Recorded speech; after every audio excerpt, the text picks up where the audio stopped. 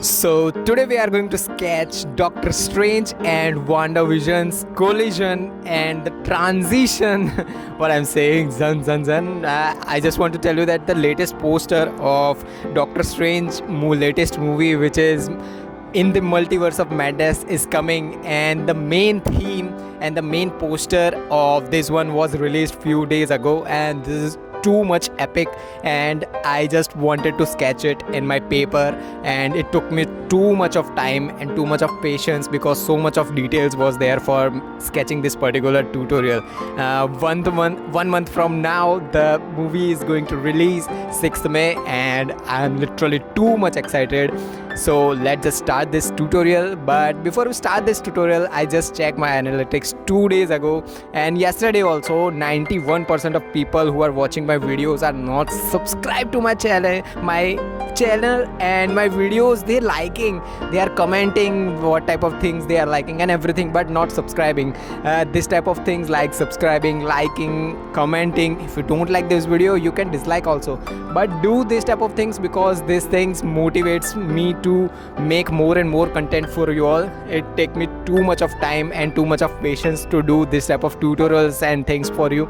So just subscribe, like and comment.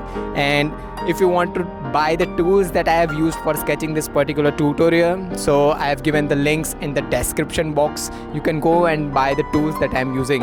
And if you want to see the complete real-time sketch, which is 7 or 8 hour sketch, you can check out my second channel, which is Shwet Sketches 2.0, where the total real time, how I am applying more and more pressure, how I am applying eraser, how I am making outlines, and every smaller to smaller details in real time. I have uploaded a complete sketch in my second channel, which is Shwet Sketches 2.0. You can check out that channel also.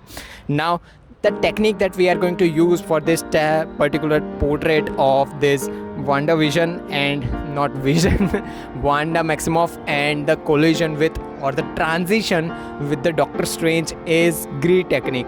As I always say that the best thing or the best technique to make a portrait in easy way, as a beginner or intermediate, any artist, you can use a grid technique, which is the easiest one. And if you want to see the grid technique in an easier way, if you want to learn the grid technique, you can check out the I button of this video. You will see the complete grid technique by me, and it is the easiest way I can tell you, or the step-by-step way to tell you how to apply a grid technique. Now the dimension of these grids are 17 cross 12, 17 boxes horizontal and 12 boxes vertical. The difference between my almost every portraits and this is that it is the landscape photo that I'm using. I'm not using a particular portrait which is a 3:4, but I'm using 17 cross 12 and 12 in vertical. So one box is equal to 1.5 centimeter, and the drawing paper that I'm using is 150 GSM. There is and one A4 size paper, and there is nothing necessary to use a 150 GSM paper. I used to draw my sketches in not more than 100 GSM, or the common drawing paper that I was using the same thing. So there is nothing like a premium thing or premium this type of things. Just upgrade your skills, and your skill will give you a more and more beautiful things. So let's just start this tutorial. But before start this tutorial, I just want to tell you that sharpen your pencils before drawing your things. And if you want to sharpen your pencil in an artistic way as I sharp, you can see the I button. You can check out where I have uploaded a complete tutorial in step-by-step way and the easiest way how to sharpen your pencils. So let's just start this tutorial. First of all, we are going to make the hairs of Doctor Strange in a right side. So the difference between the left side hairs and right side hair is that hairs are looking a little bit grayish also, whiter also, and black parts also, as some part of hairs of Doctor Strange are whiter on the sideways, and some parts are gray and some parts are black also. So to make a black color, it is the easiest way that use a charcoal pencil. Just make outlines, so you know where to start the hairs and where to end the hairs. Just make outlines, zoom out your pictures as much as you can, the reference picture that I am using, and you should also use a 4K or high resolution pictures so that you have more and more details. And if you don't see details, if your reference picture is not having details, I will recommend that just don't apply details, because what happens is that if you don't see details and if you will go for making more and more details from your path, it will not look good. So just apply the details that you see and prefer to use a 4K or HD photos. Now to make those hairs, I recommend that you use charcoal pencil. Sharpen your charcoal pencil, make hairs in a direction where you see the hairs sideways, hairs are going in backwards, so just make those backward hairs. Then again, for the whiter hairs, I recommend that you use white pen. Buy the white ball pen. So if you want to buy the gel pen or the white ball pen, if you want to buy, I have given the link in the description. You can go and buy from the links. So the thing is that you can also use a pen or you can also use a mono eraser. Both are easiest ways, but I will recommend that use mixture, because some part of the hairs are grayish also.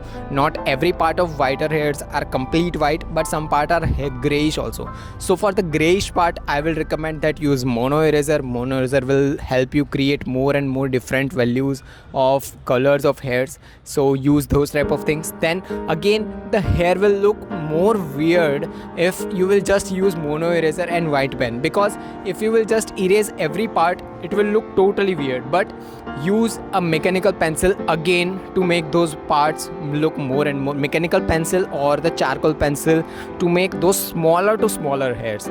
This type of things will help you make your sketches look more and more realistic. And have patience, because this type of sketches or reference pictures, if you are going to use, which are having so much of details, and if you will lose patience, the sketch will look like a cartoon. You don't want to make a cartoon sketch, right? You want to make it realistic or hyper realistic. So have a patience and sharpen your pencils after FT every 2 or 3 strokes or 5 or 10 strokes. The picture that I've used of the particular portrait is the transition between WandaVision on a left hand side face and the Doctor Strange face on the right hand side, and the center part is having a break of reality. So some parts are going upwards and some blockage, which are the literally a broken part of the realism. So to make those parts more realistic, just apply outlines first, then apply layer bit more details. Like if you can focus on the forehead part of the Doctor Strange, some part are going upwards, which are the broken part of reality, and some part are going leftwards, and this type of details you can see.